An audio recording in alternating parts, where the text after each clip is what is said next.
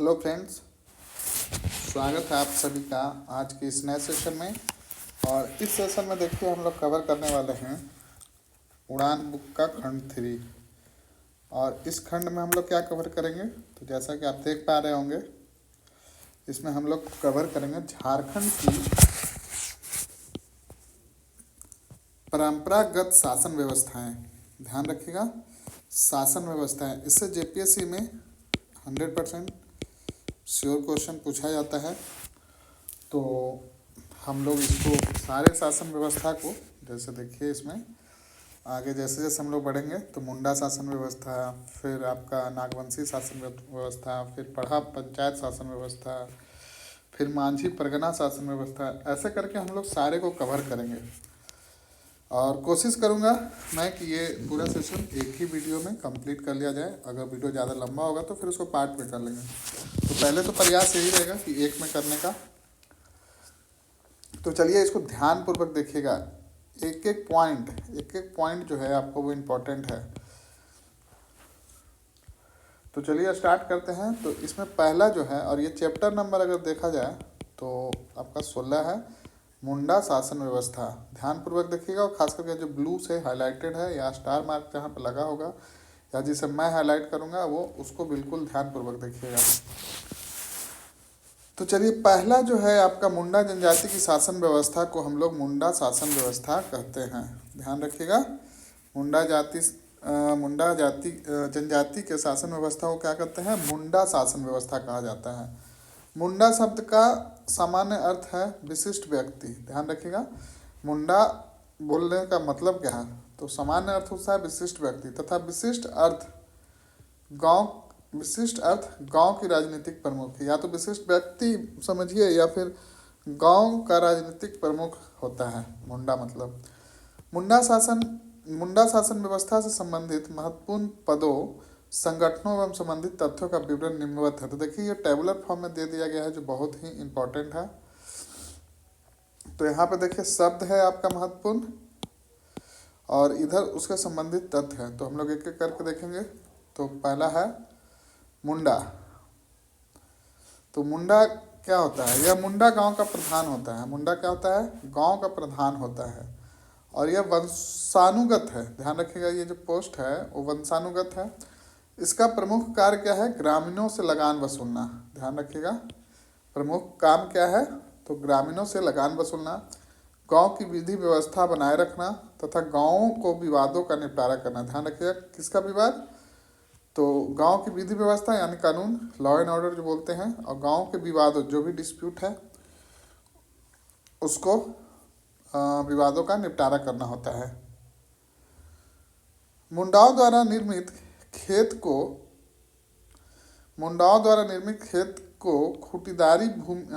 खूटकट्टी भूमि, मुंडाओं द्वारा निर्मित खेत को क्या बोलते हैं, खूटकट्टी भूमि कहा जाता है तथा इस भूमि को निर्मित करने वाला खूटकटीदार कहलाता है। ध्यान रखिएगा, इस भूमि को निर्मित करने वाला खूटकटीदार कहलाता है। मुंडा शासन व्यवस्था में खूट का अर्थ क्या होता है, तो ध्यान रखिएगा, मुंडा शासन व्यवस्था में खूट का अर्थ होता है परिवार। मुंडा शासन व्यवस्था में खूट का अर्थ क्या होता है, परिवार होता है। अब जो दूसरा है पद वो है हातू मुंडा। तो ध्यान रखिएगा, हातू मुंडा क्या होता है, यह ग्राम पंचायत का प्रधान होता है। ध्यान रखिएगा, यह ग्राम पंचायत का प्रधान होता है। मुंडा ग्राम पंचायत को हातू कहा जाता है। ध्यान रखिएगा, मुंडा ग्राम पंचायत को ही हातू कहा जाता है, तो उसके प्रधान को हातू मुंडा बोलते हैं। अब ये जो है आपका पढ़ा क्या होता है, इसके बारे में देखते हैं। ये हाथू मुंडा तक एक ही लाइन था इसका। अब यहाँ से देखिए पढ़ा या पढ़ा क्या होता है ये, तो देखिए कई गांवों से मिलकर बनी पंचायत, अंतर ग्रामीण पंचायत को पढ़ा या पढ़ा कहा जाता है। ध्यान रखिएगा, हम लोग इसको पढ़ा बोलेंगे। कई गांव से मिलकर बनी पंचायत को, जिसको अंतर ग्रामीण पंचायत बोलते हैं, उसको पढ़ा कहा जाता है।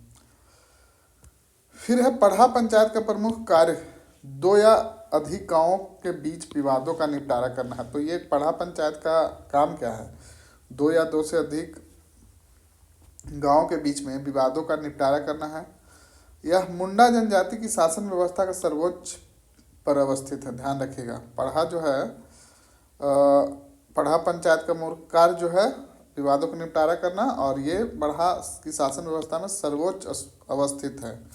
इसे मुंडा जनजाति का सर्वोच्च न्यायपालिका, कार्यपालिका तथा विधायिका की संज्ञा दी जाती है। तो ये इंपॉर्टेंट हो जाता है, ध्यान रखिएगा कि ये जो है न्यायपालिका, कार्यपालिका, विधायिका तीनों ये सर्वोच्च है।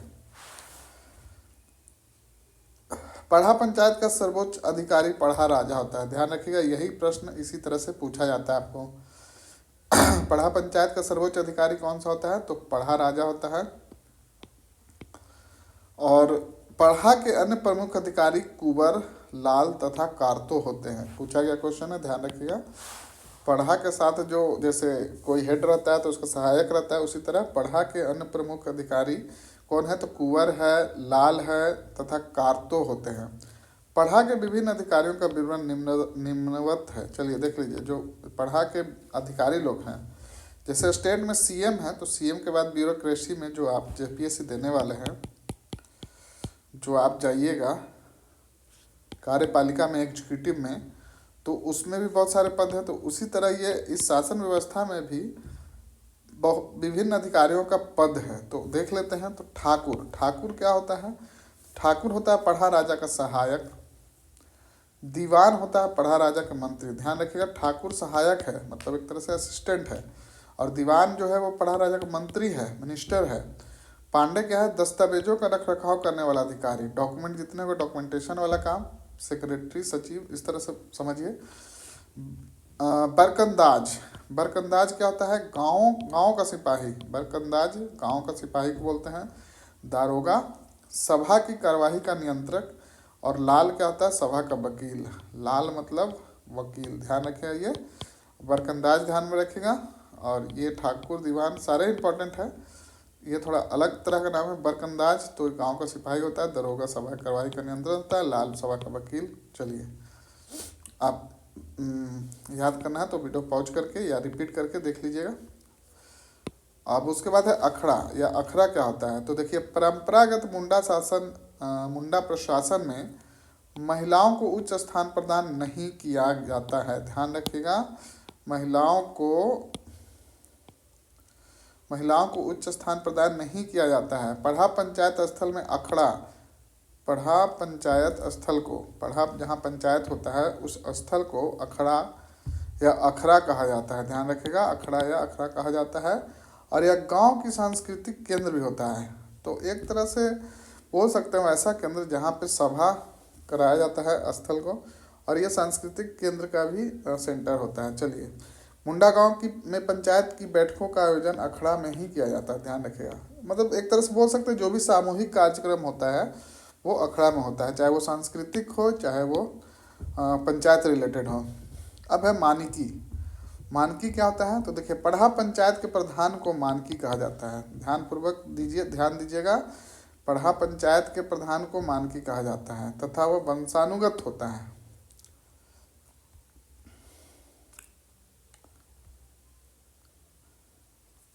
ये जो हाथू मुंडा था वो ग्राम पंचायत का प्रधान था, ध्यान रखिएगा इसको। और मानकी जो है वो पढ़ा पंचायत के प्रधान को मानकी कहते हैं।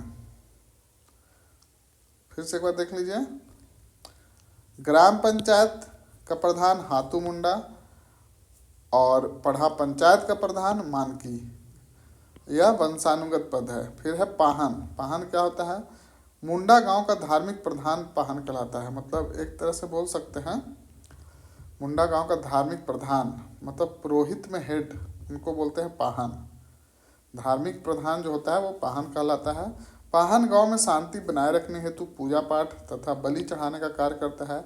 इन कार्यों के संचालन हेतु पाहन को लगान मुक्त भूमि प्रदान की जाती है, जिसे डाली कटारी भूमि कहा जाता है। ध्यान रखिएगा, मुंडा शासन व्यवस्था में पाहन को लगान मुक्त, मतलब कोई लगान नहीं देना, उस भूमि प्रदान की जाती है जिसे कहा जाता है डाली कटारी भूमि। वीवीआई कीजिए इसको, पूछा गया क्वेश्चन है।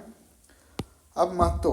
महतो क्या होता है? यह पाहन का सहायक होता है। ध्यान रखिएगा, महतो यह पाहन का सहायक होता है।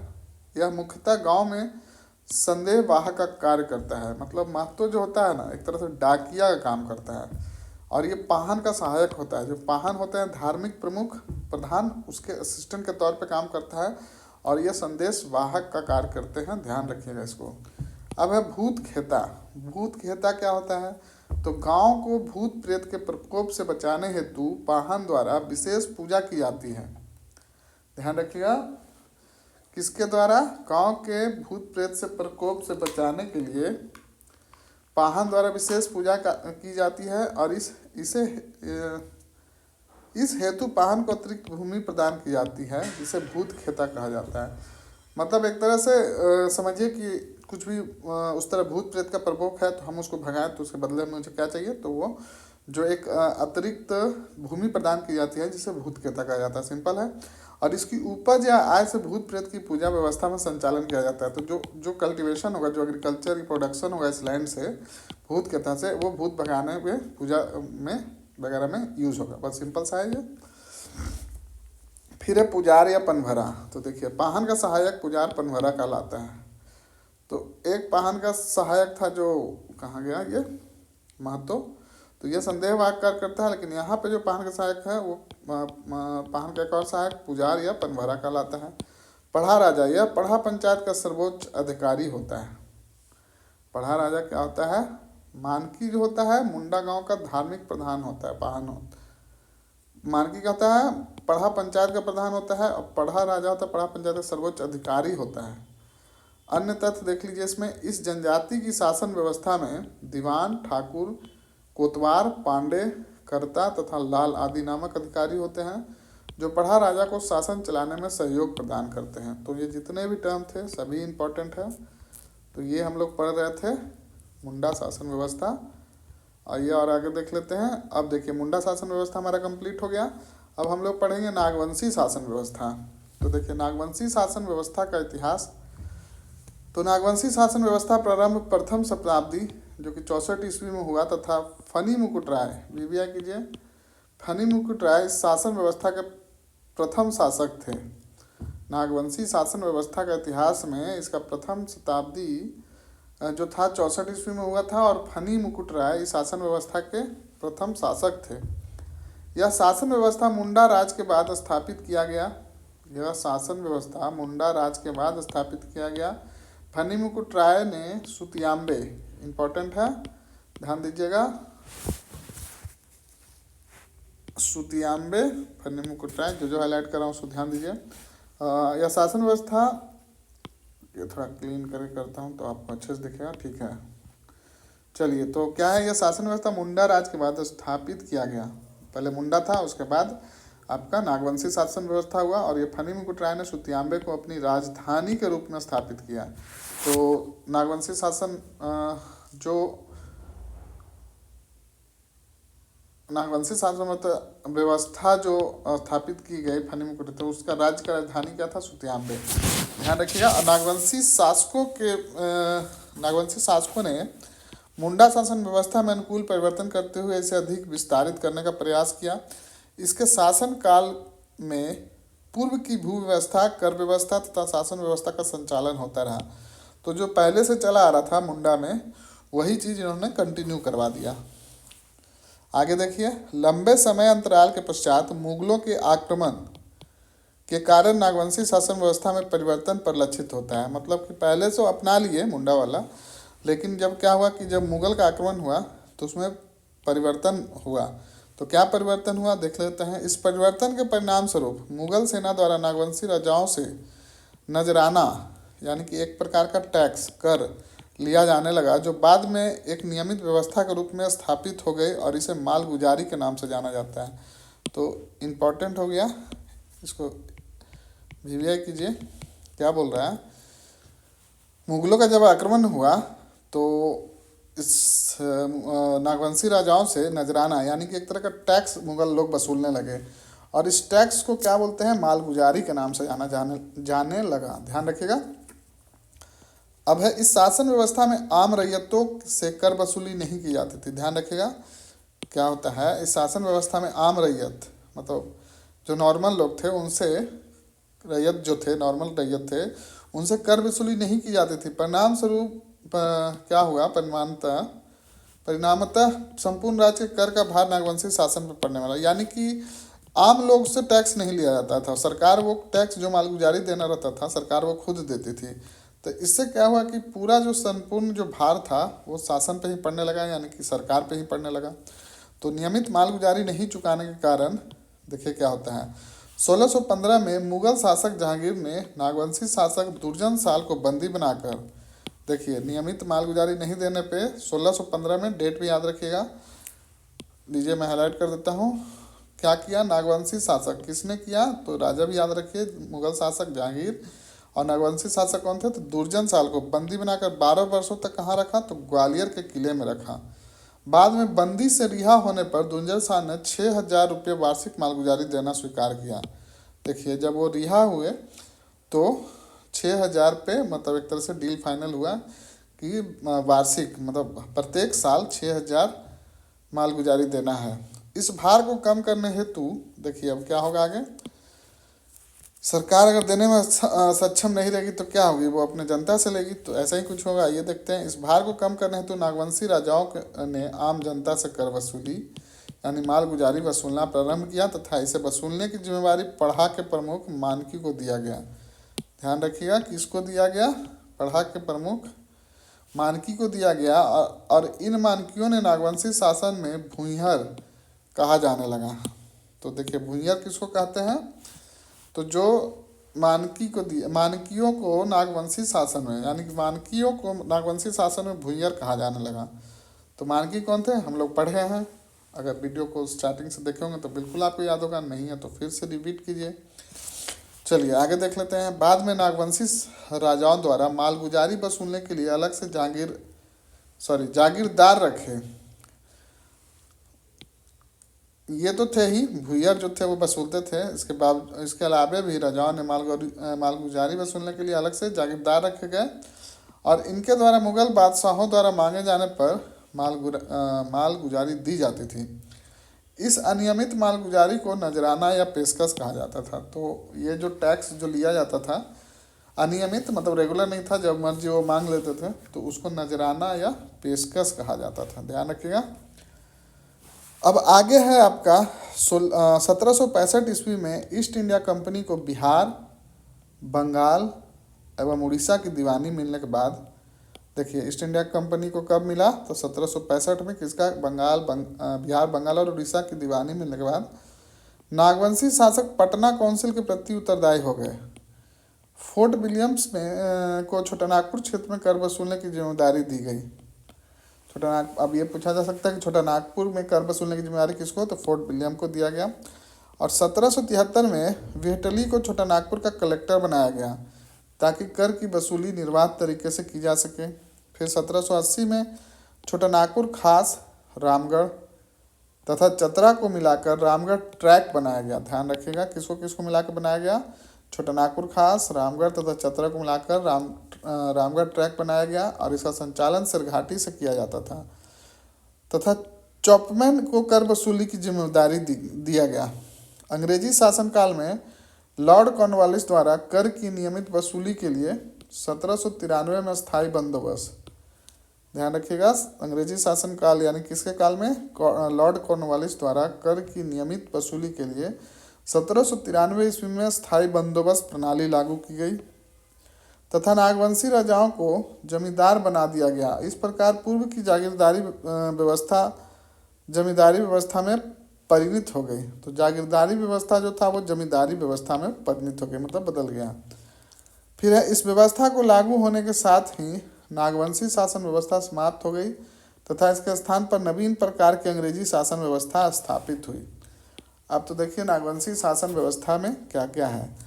तो महतो यह गांव का प्रमुख व्यक्ति था, ध्यान रखिएगा महतो कौन था, तो यह गांव का प्रमुख व्यक्ति था। भंडारी या राजा के गांव में खेती करने तथा अनाज के भंडारण हेतु उत्तरदायी था।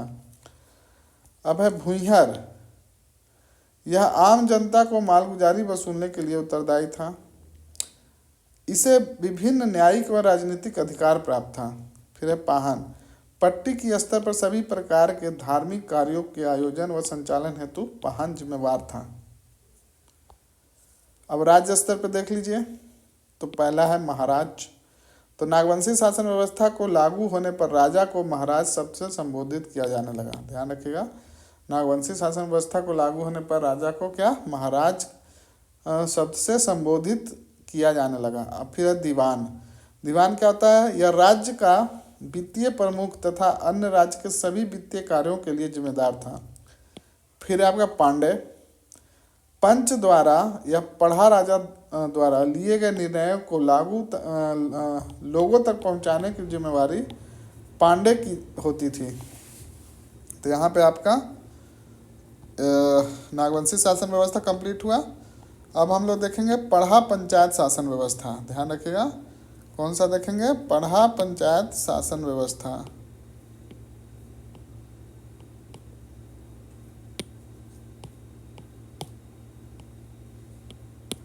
चलिए तो देख लेते हैं पढ़ा पंचायत शासन व्यवस्था में क्या है। तो यह मुख्यतः उरांव जनजाति, इंपॉर्टेंट है यहीं पे ध्यान रखिएगा, यह मुख्यतः क्या है? उरांव जनजाति की शासन व्यवस्था से संबंधित है। यह शासन व्यवस्था मुंडा जनजाति की शासन व्यवस्था से मिलती जुलती है। पढ़ा पंचायत शासन व्यवस्था से संबंधित महत्वपूर्ण पदों, संगठनों व संबंधित तथ्यों का विवरण इस तरह से है, मतलब कि और जो हम लोग दो पढ़ते आ चुके हैं नागवंशी और मुंडा, उसी प्रकार देखिए इसमें भी पद हैं। तो देखिए पहला इसमें दिया गया जो पद है वो महत्व है। तो देखिए इस शासन व्यवस्था में प्रत्येक गांव का एक प्रधान होता है जिसे महत्व कहा जाता है। ध्यान रखिएगा, प्रत्येक गांव का प्रधान, उसको क्या कहते हैं हम लोग? महत्व कहते हैं। और यह गांव के स्तर पर मामलों का निपटारा करता है। इस कार्य में गांव के अनुभवी व बुजुर्ग लोग ग्राम प्रधान की सहायता करते हैं। मतलब कि महत्व तो होता है, गांव के मामलों का निपटारा करता है और इसमें जो भी सीनियर सिटीजन वगैरह है वो हेल्प करते हैं। महत्व के पास प्रशासनिक तथा न्यायिक दोनों प्रकार के अधिकार होते हैं। ध्यान रखिएगा, प्रशासनिक तथा न्यायिक यानी कि एडमिनिस्ट्रेटिव और जुडिशियल दोनों पावर होते हैं। फिर है मांझी। यह महत्व का सहयोगी होता है जो महत्व के पंचायती आदेशों को लोगों तक पहुंचाने का कार्य करता है। अब आगे है पढ़ा या पढ़ा। तो देखिए कई गांव जैसे 5, 7, 11, 21, 22 से मिलकर बनी पंचायत अंतर ग्रामीण पंचायत को पढ़ा कहा जाता है। पढ़ा पंचायत का प्रमुख कार्य 2 या अधिक गांवों के बीच विवादों का निपटारा करना है। यह निम्न, मध्य तथा उच्च 3 स्तरों में विभक्त होता है। निम्न तथा मध्य स्तर के पंचायत के फैसले का निपटारा न होने पर उच्च पंचायत द्वारा निर्णय लिया जाता है। पंचायत की कार्यवाही में पुरुषों के साथ साथ महिलाओं को भी सहभागिता होती है। फिर है पढ़ा राजा। यह पढ़ा पंचायत का प्रमुख होता है। पढ़ा राजा क्या होता है? पढ़ा पंचायत का प्रमुख होता है, ध्यान रखिएगा। वैसे मामले जिनका निपटारा ग्रामीण स्तर पर महत्व द्वारा नहीं, ध्यान रखिएगा, क्या नहीं किया जा सका, उसे पढ़ा राजा को हस्तांतरित कर दिया जाता है। तो देखिए किसके द्वारा? महत्व द्वारा। ये जो महत्व था वो मामला अगर कुछ नहीं हुआ निपटा, जैसे देखिए हाईकोर्ट, डिस्ट्रिक्ट कोर्ट का कोई मामला नहीं निपटता है तो हाईकोर्ट जाता है, हाईकोर्ट का नहीं निपटता है तो सुप्रीम कोर्ट, तो उसी प्रकार। फिर अब देखिए अगला है पढ़ा दीवान। यह सर्वोच्च पदधारी है जो सर्वोच्च न्यायालय की तरह कार्य करता है। यह सभी पढ़ा राजाओं के ऊपर होता है। ध्यान रखिए, पढ़ा दीवान जो है पढ़ा राजा से भी ऊपर होता है तथा इनके बीच समन्वय बनाता है। पढ़ा राजा द्वारा अनिर्णित मामलों को पढ़ा दीवान को हस्तांतरित किया जाता है। अब आगे है पाहन। तो यह गांव का धार्मिक प्रधान होता है। गांव के सभी धार्मिक अनुष्ठान, पूजा पाठ, पर्व त्योहार, शादी विवाह आदि से संबंधित कार्यक्रमों का संचालन पाहन द्वारा ही किया जाता है। देखिए तो यह पद किसी शादीशुदा व्यक्ति को ही मिलता है। ध्यान रखिएगा, पाहन जो है किसी शादीशुदा व्यक्ति को ही मिलता है। पाहन की दी जाने वाली भूमि पहनई भूमि कहलाती है। ध्यानपूर्वक देखिएगा, पाहन को दी जाने वाली भूमि को क्या कहते हैं? पहनई भूमि कहलाती है। शुरुआत में पाहन का प्रमुख कार्य गांव के सभी प्रशासनिक व धार्मिक कार्यों का संपादन करना तथा इससे संबंधित कुल को पाहन खूट कहा जाता है। इंपॉर्टेंट टर्म है, ध्यान दीजिएगा। इसको नहीं समझ में आया फिर से समझाता हूँ। देखिए शुरुआत में क्या बोल रहा है? पाहन का प्रमुख कार्य गांव के सभी प्रशासनिक व धार्मिक कार्यों का संपादन करना था तथा इससे संबंधित कुल को पाहन खूट कहा जाता था। अब आगे है बैगा। तो देखिए बैगा क्या होता है, इसे बैधा भी कहा जाता है। यह पाहन को सहयोग करता है, ये भी पाहन को सहयोग करता है। यह सामान्यतः ग्रामीण देवताओं की पूजा कर उन्हें शांत करने का कार्य करता है। तो इम्पोर्टेंट है, देखिए क्वेश्चन पूछा गया है। महतो के कार्यभार पूर्व बैगा ही गांव का पुरोहित एवं लौकिक प्रधान था। महतो के कार्यभार पूर्व बैगा ही गांव का पुरोहित व लौकिक प्रधान था, ये भी पूछा गया क्वेश्चन है। अब है डाडा पढ़ा। तो यह कई गांवों को मिलाकर बनाया गया संगठन है। इसमें पढ़ा के प्रत्येक गांव की सदस्यता के रूप में अधिकार और दर्जा दिया गया है। इसमें पदों के अनुरूप सदस्यों के अधिकार, कर्तव्य और पहचान चिन्ह प्रदान किया जाता है। अब देखिए पढ़ा पंच, आश्विन पूर्णिमा के दिन इसका आयोजन किया जाता है। ये पढ़ा पंच, जो पंच लगता है, फैसला देते हैं गांव में, तो वह आश्विन पूर्णिमा के दिन इसका आयोजन किया जाता है। अब है दूध भैया गाँव। दूध भैया गाँव किसको बोलते हैं, यदि कोई गांव संबंधित पढ़ा से बिना संबंध विच्छेद किए किसी अन्य पढ़ा से संबंध होना चाहता है तो उसे दूध भैया गाँव कहा जाता है। जब दूध भैया गाँव नए पढ़ा में शामिल होता है तो वह अंतर पढ़ा बन जाता है। ध्यान रखिएगा, ये थोड़ा सा इंटरेस्टिंग है ये और अलग है, तो इससे संभावना पूछने की ज़्यादा है। अन्य तथ्य देख लीजिए। तो इस शासन व्यवस्था के अंतर्गत पढ़ा में शामिल एक गाँव को पढ़ा राजा गांव, दूसरे को दीवान गांव, तीसरे को पनेर गांव, चौथे को कोटवार गांव तथा शेष को प्रजा गांव कहा जाता है। तो यहाँ पे देखिए ये भी आपका पढ़ा पंचायत शासन व्यवस्था कंप्लीट हुआ। अब हम लोग नेक्स्ट पे शिफ्ट करेंगे। यह है चैप्टर नंबर 19, मांझी परगना शासन व्यवस्था। छोटा छोटा है तो ट्राई कर रहा हूँ कि एक ही बार में ख़त्म हो जाए, तो आपको पढ़ने में भी आसानी होगी, क्योंकि नोटिफिकेशन कभी भी जारी हो सकता है और नोटिफिकेशन का वेट नहीं करना है। आज न कल तो आना ही है, तो अपनी पढ़ाई को जारी रखिए। बहुत सारे वीडियो इस बुक के ऑलमोस्ट सभी CNT SPT और शासन व्यवस्था छोड़ के जो भी प्रमुख चैप्टर थे जो इससे संभावना बन सकती है एग्जाम में क्वेश्चन आने की, उनको करवा दिया गया। तो बिल्कुल आप चैनल में जाइए और प्लेलिस्ट में देखिए, सारा आपको और या वीडियो के सेक्शन में भी स्क्रॉल करके देख सकते हैं, सारा आपको वीडियो दिया गया है। जितना बार पढ़िएगा उतना अच्छा है आपके लिए। और वीडियो अगर पसंद आ रहा है तो बस छोटा सा एक रिक्वेस्ट है, लाइक कीजिए और चैनल को ऐसे वीडियो के लिए सब्सक्राइब कर लीजिए। और लगे कि आपके भाई बहन दोस्त यार को ये फ़ायदा करेगा तो बिल्कुल शेयर करना ना भूलें। चलिए टाइम वेस्ट नहीं करते हैं, आगे पढ़ते हैं। तो संथाल जनजाति की शासन व्यवस्था को मांझी परगना शासन व्यवस्था के नाम से जाना जाता है। तो ध्यान रखिएगा, संथाल जनजाति की शासन व्यवस्था को मांझी परगना शासन व्यवस्था के नाम से जानते हैं। यानी मांझी परगना जैसी आए तो समझिएगा कि ये संथालों का है। संथाल जनजाति का मांझी परगना शासन व्यवस्था, संथाल परगना, यानी मांझी परगना बोलिए या संथाल शासन व्यवस्था बोलिए, एक ही चीज़ है। तो देखिए अन्य सामाजिक व्यवस्था की ही भांति इस व्यवस्था में भी शासन व्यवस्था को सुचारू रूप से संचालित करने हेतु सामूहिक एवं पारिवारिक जीवन में बचपन से ही नियमों एवं उपनियमों की सीख प्रदान की जाती है और इसकी अवहेलना करने पर पंचायतों द्वारा विभिन्न प्रकार के दंड प्रदान किए जाते हैं। इसमें शारीरिक तथा आर्थिक दोनों प्रकार के दंड सम्मिलित हैं। अब आगे है, इसमें संथालों ने इस शासन व्यवस्था को सौरिया पहाड़िया जनजाति से ग्रहण किया है। इम्पोर्टेंट हो जाता है, ध्यान रखिएगा।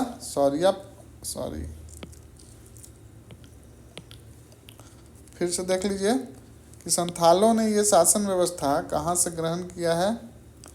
तो ये ग्रहण किया है सौरिया पहाड़ी जनजाति से, जिसकी राजनीतिक शासन व्यवस्था अत्यंत लोकतांत्रिक थी। चलिए इम्पोर्टेंट है, ध्यानपूर्वक इसको देखिएगा कि संथालों का जो शासन व्यवस्था किससे, तो सौरिया पहाड़ी से ग्रहण किया, जनजाति से ग्रहण किया है। मांझी परगना शासन व्यवस्था से संबंधित महत्वपूर्ण पदों, संगठनों व संबंधित तथ्यों का विवरण निम्नवत है। तो देखिए पद है मांझी, संबंधित तथ्य देख लेते हैं, पूछा गया क्वेश्चन है ये। इस शासन व्यवस्था में प्रत्येक गांव की एक पंचायत होती है जिसका प्रधान मांझी कहलाता है। प्रत्येक गांव की एक पंचायत होती है जिसका प्रधान मांझी कहलाता है, ठीक है। यह गांव की शासन व्यवस्था के संचालन हेतु प्रमुख रूप से उत्तरदायी होता है और मांझी को सफलतापूर्वक शासन संचालित करने हेतु विभिन्न प्रशासनिक एवं न्यायिक अधिकार प्राप्त होते हैं। ध्यान रखिएगा, एडमिनिस्ट्रेटिव और जुडिशियल दोनों पावर इसको दिया गया है। मांझी के बारे में हम लोग पढ़ रहे हैं। तो ये ग्राम पंचायत के माध्यम से जमीन जायदाद, तलाक, आपसी झगड़े आदि समस्याओं का समाधान करता है। तो मांझी हत्या जैसे गंभीर अपराध को छोड़कर, सिर्फ हत्या जैसे गंभीर अपराध को छोड़कर गांव के लगभग सभी मामलों का निपटारा करता है। हत्या के मामले में सरकारी हस्तक्षेप अनिवार्य है। तो देखिए, हत्या वाली छोड़ के जितना भी डिस्प्यूट है वो उसको रिजॉल्व करने का पावर है इनके पास। अब आगे है, मांझी को लगान वसूलने से लेकर विवाह संबंध स्थापित कराने तक का अधिकार प्राप्त होता है। अब है प्रमाणिक या प्राणिक। मांझी की अनुपस्थिति में उसके कार्यों का संचालन प्रमाणिक द्वारा किया जाता है, इसे उप मांझी भी कहा जाता है। अब है गुड़ैत या गुड़ाइत। ध्यानपूर्वक देखिएगा, यह मांझी के सचिव के रूप में कार्य करता है। ध्यान रखिएगा, गुड़ाइत जो है मांझी के सचिव यानी सेक्रेटरी के रूप में कार्य करता है। ग्रामीणों को किसी उत्सव या कार्यक्रम की जानकारी पहुंचाने कार्य गुड़ैत द्वारा किया जाता है। यह लोगों को, जैसे देखिए सरकार भी अपना जो भी चीज़ है वो किसके माध्यम से, जैसे कैबिनेट में ये होता है तो कैबिनेट सेक्रेटरी आके बताते हैं, तो जस्ट लाइक वैसे ही समझिए कि ग्रामीण में किसी उत्सव कार्यक्रम जानकारी पहुंचाने का कार्य गुड़ैत द्वारा ही किया जाता है। यह लोगों को विभिन्न अवसरों पर एक स्थान पर एकत्रित करता है और यह गांव के परिवारों से संबंधित सूचनाएं भी एकत्रित करता है। अब है जोग मांझी। तो देखिए, शासन संबंधी कार्यों को सुचारू रूप से संचालित करने के लिए मांझी की सहायता करने हेतु एक सहायक होता है जिसे जोग मांझी कहा जाता है। यह जन्म तथा विवाह संबंधित मामलों पर महत्वपूर्ण सलाह देने का कार्य करता है, साथ ही विवाह संबंधित मामलों को सुलझाता है। फिर आपका जोग प्राणिक, यह जोग मांझी की अनुपस्थिति में उसके दायित्वों का संचालन करता है। परगनैत, इस व्यवस्था में 15 से 20 गांव को आपस में मिलाकर परगना निर्मित होता है, जिसका प्रधान परगनैत होता है। विभिन्न गांवों के बीच के विवादों का निपटारा परगना में किया जाता है। ध्यान रखिएगा, अलग अलग गांव, मतलब अगर 2 गांव में विवाद हो गया तो उसका निपटारा परगना में किया जाता है। अब है देश मांझी या मोड़े मांझी। इंपॉर्टेंट है, ध्यानपूर्वक सुनिएगा। यह परगनैत का सहायक होता है। ध्यान रखिएगा, देश मांझी या मोड़े मांझी कौन होता है, तो यह परगनैत का सहायक होता है जो 5-8 गांवों का प्रधान होता है। इस प्रकार एक प्रगनैत के एक से अधिक सहायक होते हैं। जो मामला मांझी द्वारा नहीं सुलझ पाता है उसे देश मांझी को भेज दिया जाता है तथा देश मांझी की पंचायत में अनसुलझे मामलों को प्रगनैत को स्थानांतरित कर दिया जाता है। इस प्रकार व्यवस्था लोकतांत्रिक राजनीतिक प्रणाली में समरूप प्रतीत होता है। अब है दिसुम परगना। तो यह परगनैत के उच्च स्तर पर अवस्थित होता है। जिन मामलों का निवारण परगनैत की सभा नहीं होती है उसे दिसुम परगना को हस्तांतरित किया जाता है। यह सभी क्षेत्रों में नहीं पाया जाता। ध्यान रखिएगा कि जो निपटारा नहीं होगा वो जाएगा दिसुम परगना के पास, और ये सभी जगह नहीं होता। जैसे सुप्रीम कोर्ट सभी जगह नहीं होता, जस्ट लाइक वैसे ही समझिए। भगदो प्रजा, तो झगड़े को निपटाने में गांव के कुछ वरिष्ठ लोगों के विचार विमर्श किया जाता है, जिन्हें भगदो प्रजा कहा जाता है। अब है लाशेर टंगाए। यह गांव के प्रहरी की भांति कार्य करता है, जो बाहरी आक्रमण से गांव की सुरक्षा करता है। लाशेर टंगाए गांव का प्रहरी जो बाहरी आक्रमण से सुरक्षा करता है। ध्यान रखिएगा। फिर है चौकीदार। यह पुलिस की भांति कार्य करता है। लाशेर टंगाए सिर्फ प्रहरी यानी सिक्योरिटी गार्ड की तरह काम करेगा, और चौकीदार जो है पुलिस की भांति कार्य करता है। यह मांझी के आदेशानुसार किसी व्यक्ति को गिरफ्तार करता है। अब है नायके। तो गांव का धार्मिक प्रधान नायके कहलाता है। धार्मिक अपराधों पर फैसला नायके द्वारा ही दिया जाता है। अब है कुडाम नायके। यह उप नायके की भांति कार्य करता है। यह गांव से बाहर देवी देवताओं की पूजा पाठ संपन्न कराता है। फिर है करेला दंड। यह सबसे हल्का दंड है जिसके तहत अपराधी 5 से 150 का दंड लगाया जाता है। फिर है इसमें बिटलाहा। देखिए बिटलाहा क्या होता है। बिटलाहा इस शासन व्यवस्था की सबसे कठोर सजा है जो यौन अपराधों के दोषी को दिया जाता है। ध्यान रखिएगा, यौन अपराधों के दोषी को क्या दिया जाता है, बिटलाहा। बिटलाहा के तहत यौन अपराधी का पूर्ण बहिष्कार करते हुए उसे गांव से निकाल दिया जाता है। देखिए, और दोषी द्वारा क्षमा याचना करते हुए पूरे गांव को जाति भोज देने पर बिटलाहा की सजा से समाप्त करने का प्रावधान है। तो देखिए, जो यौन शोषण अपराधों में पाए जाते हैं उनको सजा के तौर पे पूर्ण बहिष्कार कर दिया जाता है, लेकिन इसमें एक ऑप्शन ये है कि आप क्षमा याचना करते हुए पूरे गांव को अगर भोज देते हैं तो फिर आपको वापस ले लिया जाएगा। फिर है आपका लिबिर सेंद्रा। यह इस शासन व्यवस्था में सर्वोच्च न्यायिक संस्था है, ध्यान रखिएगा, हाईएस्ट है, यानी कि सुप्रीम कोर्ट है ये लिबिर सेंद्रा। फिर सेंद्रा बेंसी क्या है? यह इस शासन व्यवस्था के शिकार परिषद होता है। फिर है अन्य तथ्य। भगदो प्रजा को छोड़कर से सभी पदाधिकारियों को इस शासन व्यवस्था में भूमि प्रदान की जाती है। इस शासन व्यवस्था में भगीसिम के अवसर पर अधिकारियों का चुनाव किया जाता है।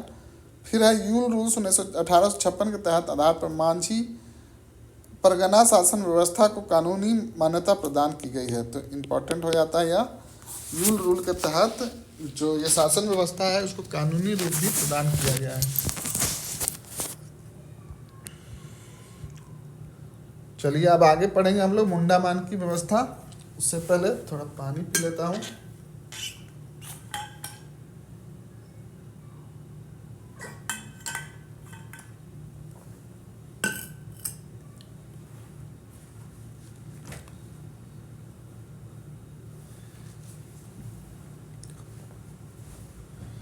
चलिए तो देखते हैं मुंडा मान की शासन व्यवस्था।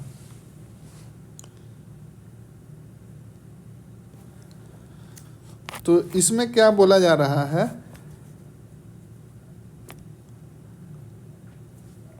हो जनजाति की पारंपरिक शासन व्यवस्था को, यानी कि मुंडा मान की किसकी शासन व्यवस्था है? तो हो जनजाति की मान की शासन व्यवस्था के नाम से जाना जाता है। इस शासन व्यवस्था को भारत की प्रथम गणतांत्रिक शासन व्यवस्था, तो इम्पोर्टेंट हो जाता है, ध्यान रखिएगा। एक सेकंड, कहाँ थे हम लोग? हाँ चलिए इसको हाईलाइट कर देता हूँ। भारत की प्रथम गणतांत्रिक शासन व्यवस्था है के रूप में देखा जाता है। शासन व्यवस्था को एक अंग्रेज अधिकारी थॉमस विल्किंसन द्वारा मंजूरी प्रदान की गई थी। हो जनजाति मुंडा समाज की एक उपशाखा है, ध्यान रखिएगा। हो जनजाति क्या है?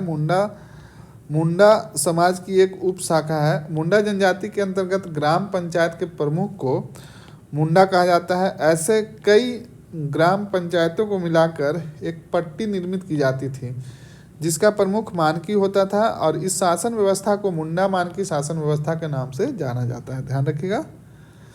मुंडा मान की शासन व्यवस्था से संबंधित महत्वपूर्ण पदों संगठनों का जो भी डिटेल है आइए देखते हैं। तो पहला है मुंडा। तो देखिए संबंधित तथ्य क्या है? इस शासन व्यवस्था में किसी गांव के प्रधान को मुंडा कहा जाता है, ध्यान रखिएगा। गांव के प्रधान को क्या कहा जाता है? मुंडा कहा जाता है।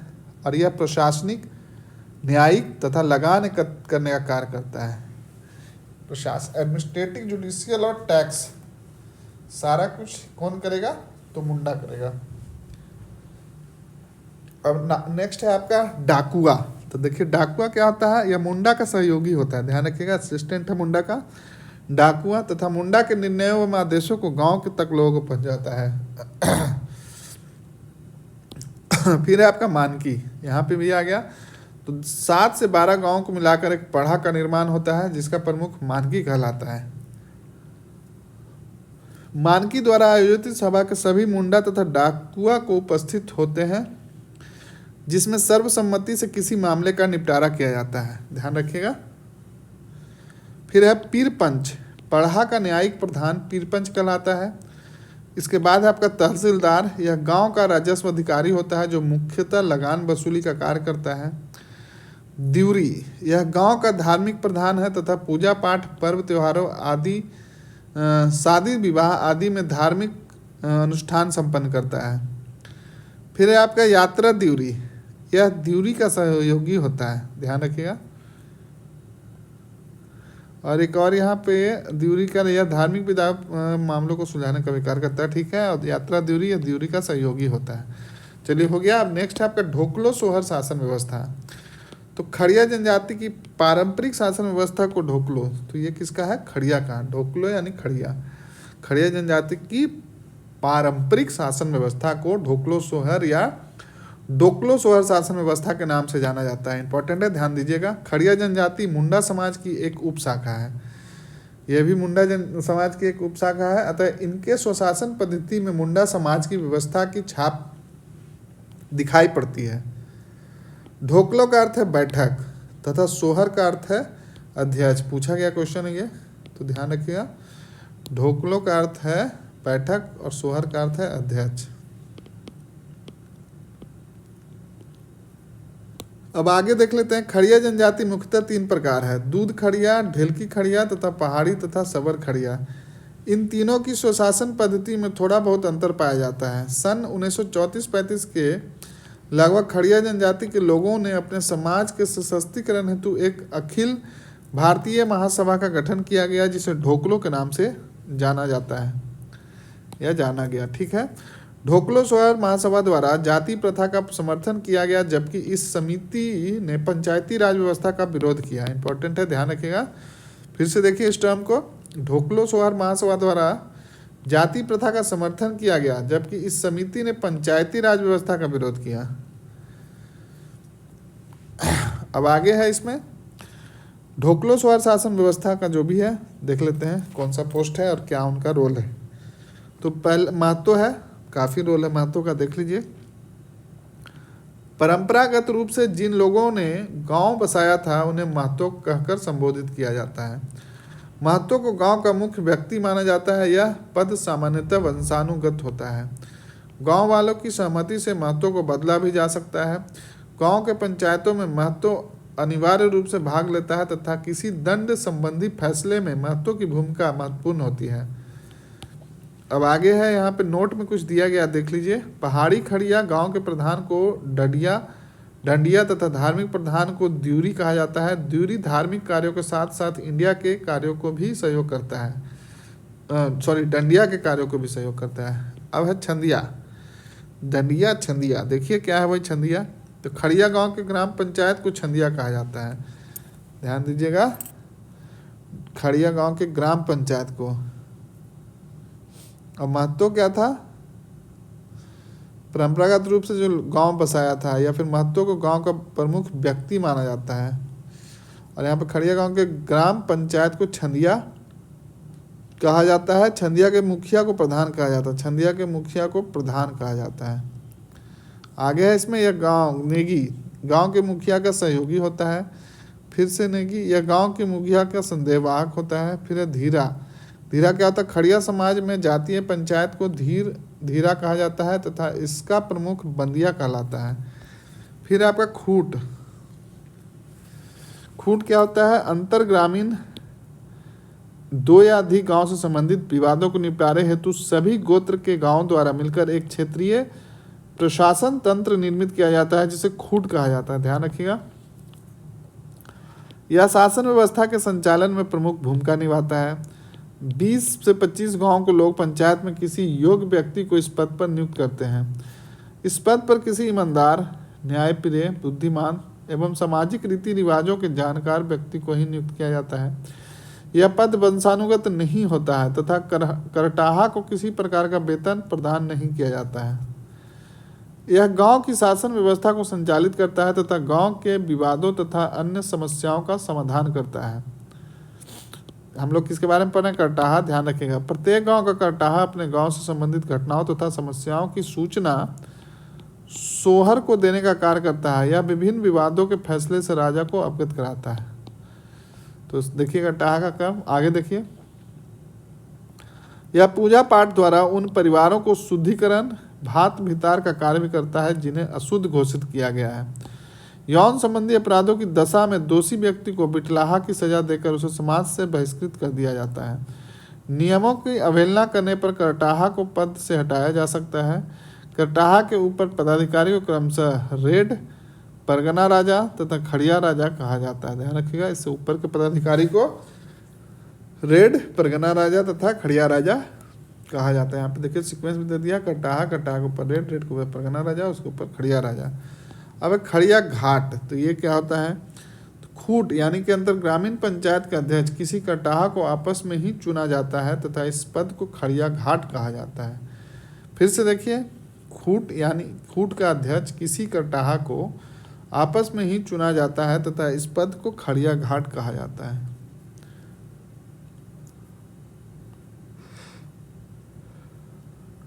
अब आइए आगे देखते हैं ढोकलो। ढोकलो का क्या रोल है? तो देखिए, संपूर्ण खड़िया समाज की बैठक को ढोकलो के नाम से जाना जाता है। खड़िया जनजाति द्वारा वार्षिक रूप से ढोकलो का आयोजन किया जाता है, जिसमें सभी गांवों के प्रमुख प्रतिनिधि जैसे महतो, पाहन तथा करटाहा शामिल होते हैं। इस बैठक के आयोजन से संबंधित सभी तैयारियों की जिम्मेदारी करटाहा की होती है। प्रत्येक 3 वर्ष में ढोकलो सोहर यानी कि संपूर्ण खड़िया समाज के राजा का चुनाव लोगों द्वारा इसी सभा के माध्यम से किया जाता है।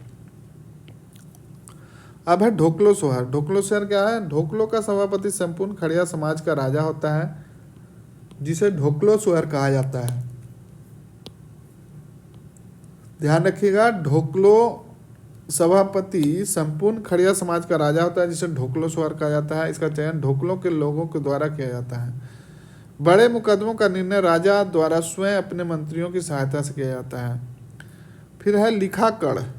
यह राजा का सचिव या मंत्री होता है तथा राजा को सामाजिक, राजनीतिक व प्रशासनिक कार्यों में सहयोग प्रदान करता है। फिर है तिंजौड़कड़। तिंजौकड़ यह राजा का खजांची होता है तथा आय व्यय का विवरण तैयार करता है।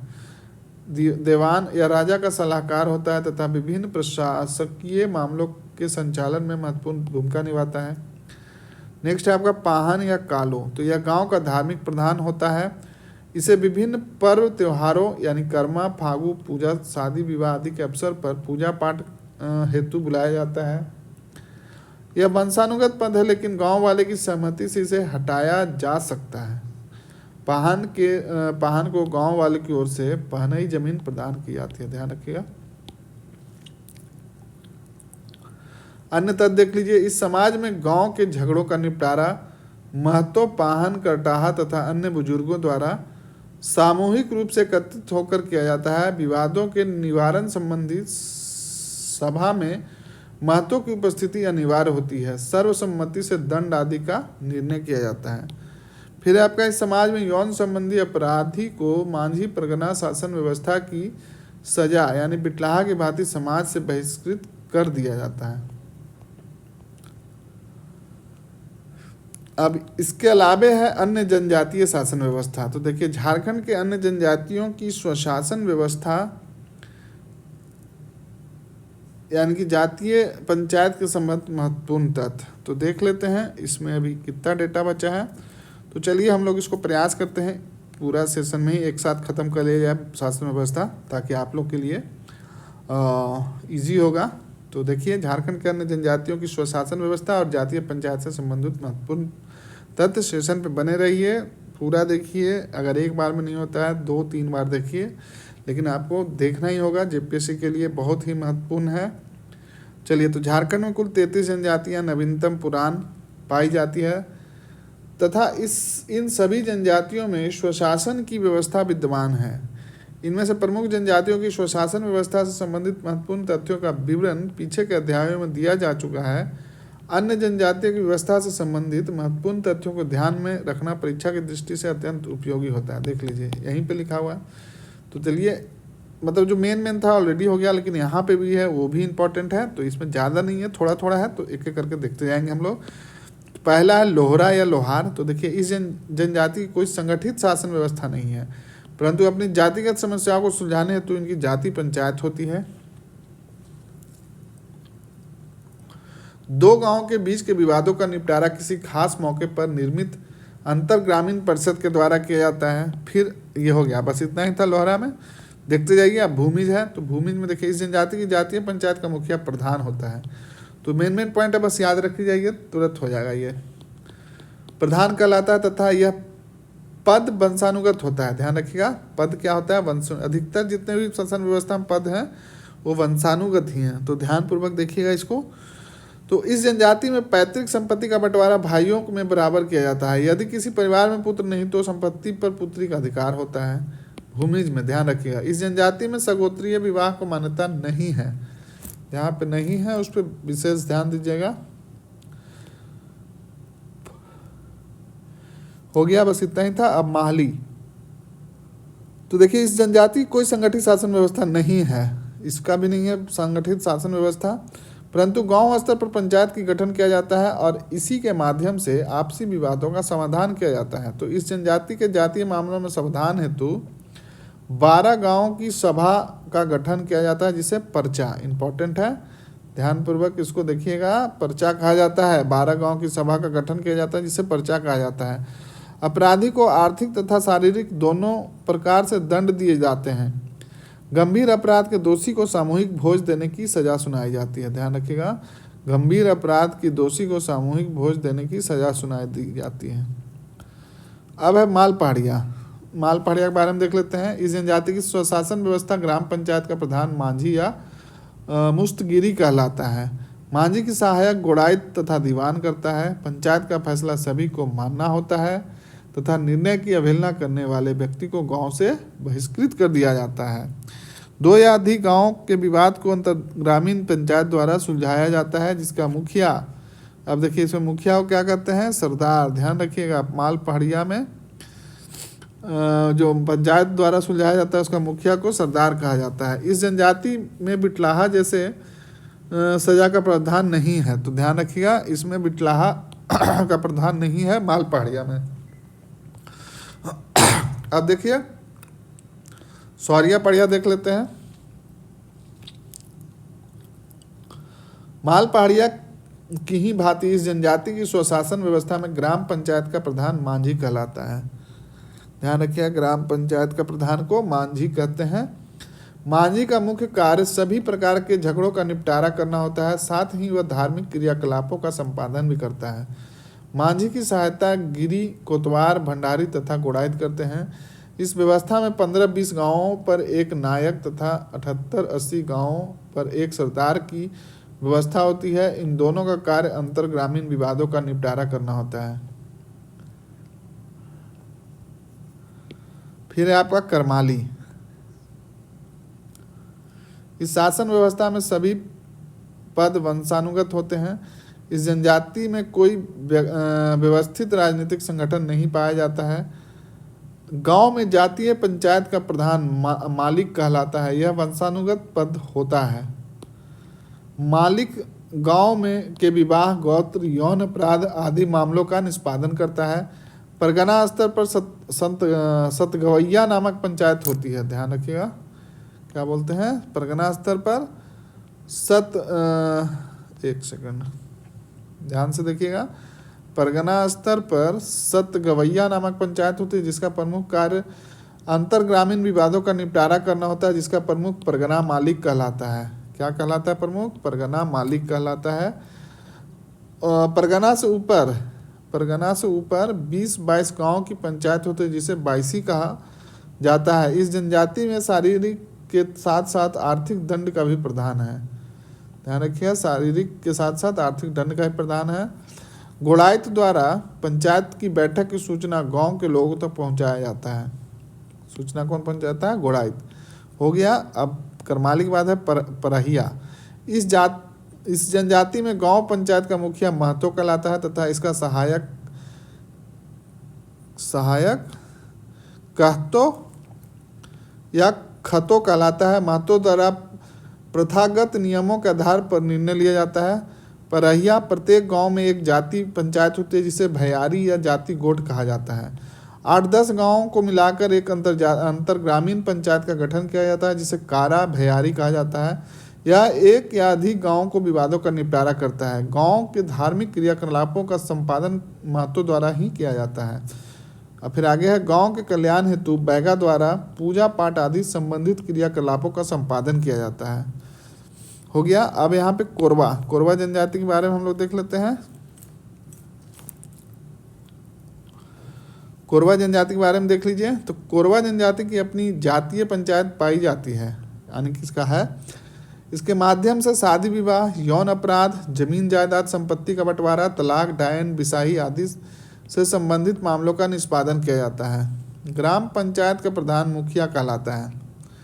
अंतर ग्रामीण विवादों के निपटारे हेतु बड़ा मुखिया नामक पद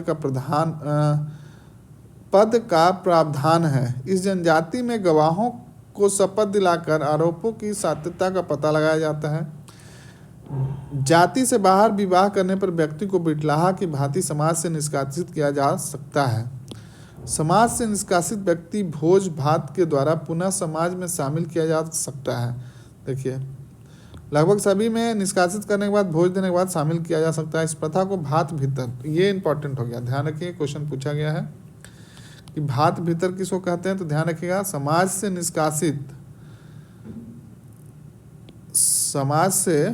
निष्कासित व्यक्ति को भोज भात के द्वारा पुनः समाज में शामिल किया जा सकता है।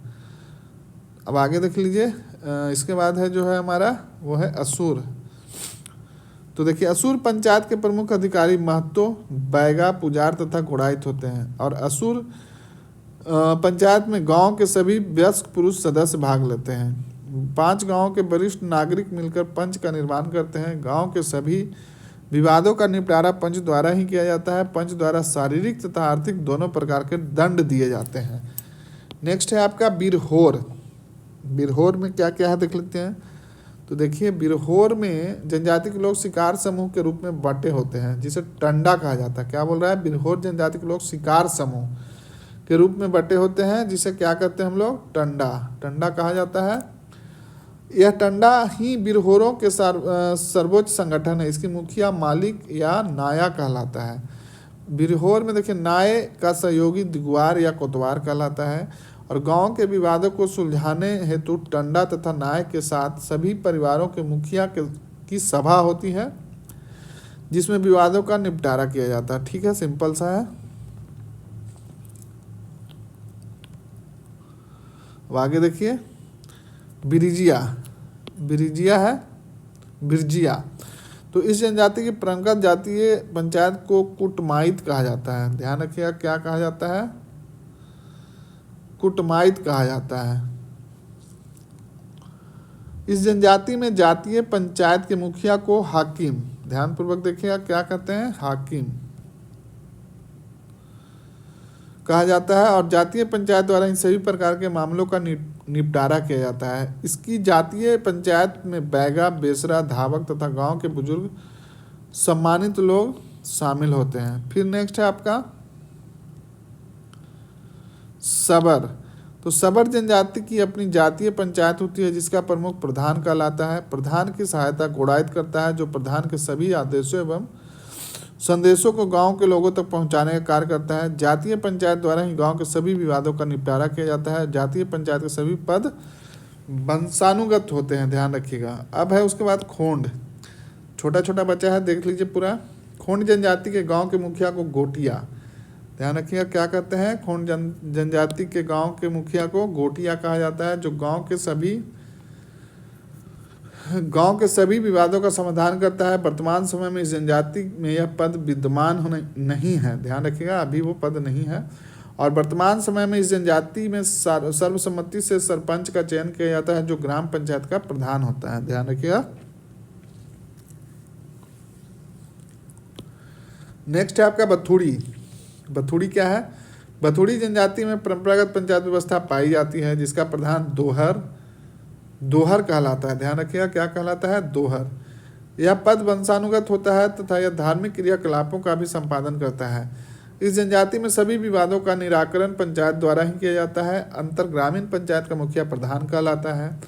सगोत्र विवाह को गंभीर अपराध माना जाता है। इंपॉर्टेंट है इसमें, बथुड़ी में सगोत्र विवाह को, मतलब सेम गोत्र में विवाह को गंभीर अपराध माना जाता है। अब है किसान। इंपॉर्टेंट, ध्यान दीजिएगा। इस जनजाति में जातीय पंचायत की व्यवस्था पाई जाती है, जो गांव के विवादों का निपटारे का कार्य करती है। कई गांव को मिलाकर परगना पंचायत, ध्यान रखिएगा, कई गांव को मिलाकर परगना पंचायत की स्थापना होती है, जो अंतर ग्रामीण विवादों का निपटारा करती है। पंचायत के प्रमुख अधिकारी महतो, कोतवार तथा सरदार होते हैं। पंचायत की बैठक बुलाने वाले व्यक्ति को पंचायत के संचालन का सारा खर्च वहन करना होता है, ध्यान रखिएगा। फिर है बंजारा। इस जनजाति की कोई व्यवस्थित शासन प्रणाली नहीं पाई जाती है। गांव की समस्याओं के निवारण हेतु एक सामुदायिक परिषद का गठन किया जाता है, जिसका प्रमुख नायक होता है। नायक का चुनाव बंजारा जनजाति के सदस्यों द्वारा ही किया जाता है, ध्यान रखिएगा। अब आगे है बिंजिया। इंपॉर्टेंट है, ध्यानपूर्वक देखिएगा इसको। इस जनजाति की अपनी जातीय पंचायत होती है जिसके प्रधान मादी या गद्दी होते हैं। जातीय मामलों का निकलन जातीय पंचायत में ही किया जाता है और इस जनजाति में प्रत्येक घर के प्रतिनिधि सदस्य मिलकर एक प्रतिनिधि समिति का गठन करते हैं जिसका प्रमुख करटाहा, इंपॉर्टेंट है, ध्यान रखिएगा, करटाहा कहलाता है। करटाहा की सभी प्रकार के विवादों का निराकरण करता है। करटाहा ही सभी प्रकार के विवादों का निराकरण करता है तथा इसका फैसला अंतिम व सभी को मान्य होता है। ध्यान रखिएगा, इसका फैसला जो है वो सभी को मान्य होता है। इस जनजाति में गोमांस का भक्षण वर्जित है तथा गोमांस का भक्षण करने पर समाज से बहिष्कृत करने का प्रावधान है। कुछ अपराधों के मामले में गौ को सामूहिक भोज देने पर समाज में बहिष्कृत लोगों को पुनः, लगभग सभी शासन व्यवस्था में जो बहिष्कृत लोग हैं उनको भोज देने पे वापस लिया जाता है वो चीज़। अब है आपका गोंड, तो देख लेते हैं। इस जनजाति की जातीय पंचायत की व्यवस्था पाई जाती है जिसका मुखिया बैगा है, इंपॉर्टेंट हो जाता है, जिसका मुखिया बैगा होता है जिसे सायना भी कहा जाता है। ध्यान रखिएगा, सायाना भी कहा जाता है।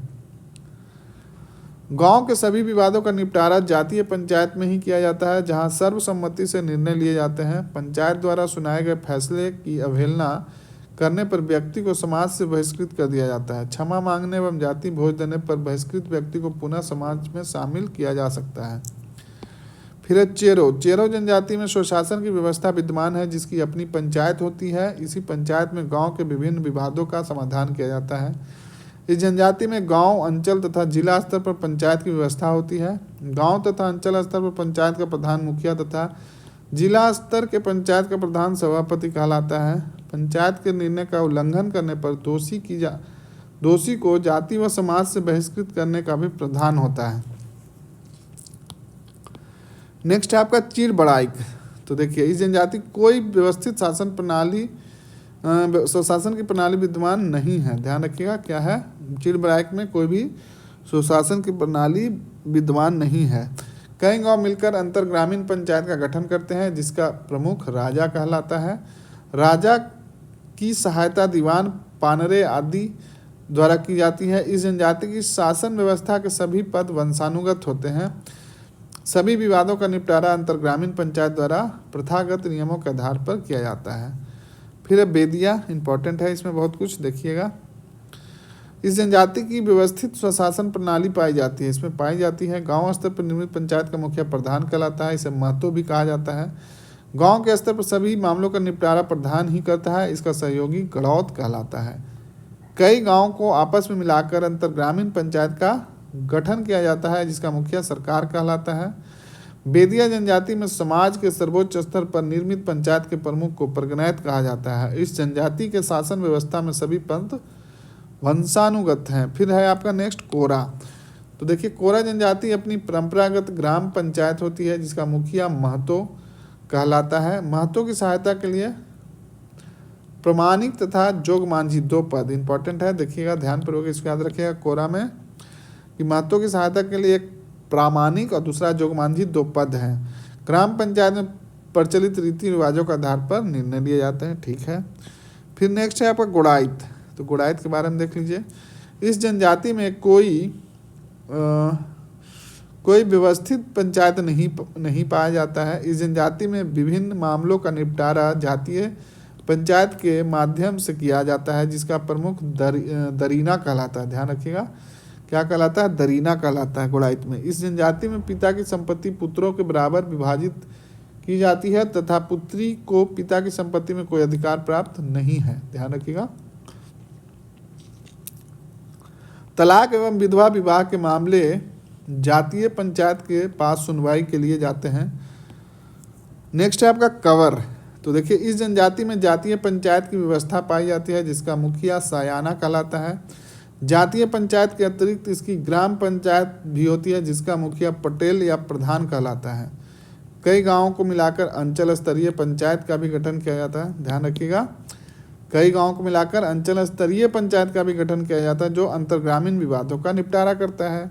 कई अंचलों को आपस में मिलाकर एक केंद्रीय पंचायत का गठन किया जाता है जो संपूर्ण क्षेत्र में संबंधित विवादों का क्या करता है, बोलिए, निवारण करता है। नेक्स्ट है आपका कोल। इस जनजाति में परंपरागत पंचायत की व्यवस्था पाई जाती है। ध्यान रखिएगा, पंचायत की व्यवस्था परंपरागत पाई जाती है। इसका मुखिया मांझी, मुखिया को क्या करते हैं, मांझी कहलाता है। इसी पंचायत में गांव के सभी मामलों का निपटारा किया जाता है तथा पंचायत का फैसला सभी को मान्य होता है। नेक्स्ट है आपका खरवार। खरवार जनजाति में जातीय पंचायत की व्यवस्था पाई जाती है तथा इसका प्रमुख मुखिया कहलाता है। ध्यान रखिएगा, इसका प्रमुख को मुखिया कहलाता है। गांव के प्राय सभी मामले जातीय पंचायत द्वारा ही सुलझाए जाते हैं। 2 या अधिक गांवों के विवादों का निराकरण ग्रामीण पंचायत द्वारा किया जाता है। 4 गांव के पंचायत को चट्टी, ध्यान दीजिएगा यहाँ पे इंपॉर्टेंट है, देखिए क्या बोल रहा है, 2 या अधिक गांव के विवादों का निराकरण ग्रामीण पंचायत द्वारा किया जाता है और 4 गांव के पंचायत को चट्टी, 5 गांव पंचायत को पचौरा तथा 7 गांव के पंचायत को सतौरा। 4 फोर चट्टी, 5 फोर पचौरा और 7 फोर सतौरा। चट्टी, पचौरा, सतौरा, याद रखिएगा। देखिए चट्टी, पचौरा और सतौरा कहा जाता है। खरवार में किसी व्यक्ति द्वारा पंचायतों का निर्णय नहीं मानने पर उसे गांव से क्या किया जाता है, बोलिए, आउट, सीधा बाहर जाइए, आपके लिए कोई जगह नहीं है। फिर है बैगा। तो इस जनजाति में परंपरागत रूप से जातीय पंचायत की व्यवस्था विद्यमान रही है जिसका प्रमुख मुकदम कहलाता है। यह पद वंशानुगत होता है। मुकदम की सहायता के लिए ग्रामीणों द्वारा निर्वाचित 2 पद सायाना या सिख होते हैं। इंपॉर्टेंट है, ध्यान दीजिए, 2 पद जो है क्या, सायाना और सिख होते हैं। पंचायत के फैसले गांव के लोगों तक पहुंचाने का कार्य संदेहवाहक करता है जिसे चारीदार कहा जाता है। इंपॉर्टेंट हो जाता है, क्या कहते हैं उसे, चारीदार कहा जाता है। तो इस प्रकार देखिए अब आगे फिनिश हो गया। तो ये सेशन फाइनली हम लोग एक ही वीडियो में कंप्लीट कर लिए। उम्मीद करता हूँ आप अभी तक बने होंगे, सेशन को पूरा देखे होंगे। तो बताइए सेशन कैसा लगा आप लोगों को। तो देखिए हम लोग जितने भी चैप्टर थे इसमें, कितने चैप्टर कर लिए, ये चैप्टर नंबर था 22 और हम लोग स्टार्ट किए थे 16 से। तो इस प्रकार जितनी भी शासन व्यवस्था था उसको हम लोग कंप्लीट किए। उम्मीद करता हूँ ये सेशन आपको पसंद आया होगा, और पसंद आए या ना आए, आपको इसमें जितने भी टर्म दिए गए हैं, जो भी मैंने हाईलाइट किया है या पहले से जो हाईलाइटेड है, इंपॉर्टेंट बताया, VVI बताया, जो भी मैं बोला उसको ध्यानपूर्वक सुनिए। शॉर्ट नोट्स बनाना चाहते हैं तो बनाइए, नहीं तो वीडियो को 2 बार, 3 बार, 4 बार, 5 बार देखिए, जब तक याद ना हो जाए तब तक देखिए, क्योंकि आने वाले दिनों में JPSC का वैकेंसी आ रहा है और इससे अच्छा कुछ आपके जीवन के लिए हो नहीं सकता है। तो बिल्कुल आप लोग इस सेशन को देखिए, पढ़िए, बार बार पढ़िए, जितना ज़्यादा ज़िंदगी में आखिरी बार समझिए कि आखिरी पढ़ना है, इतना पढ़ दीजिए कि ठीक है। फिर मिलते हैं नेक्स्ट सेशन में। उम्मीद करता हूँ आपको ये सेशन पसंद आया होगा और आगे भी सेशन में बने रहिएगा, साथ देते रहिएगा। चलिए, तो मैं भी आपका साथ देते रहूँगा।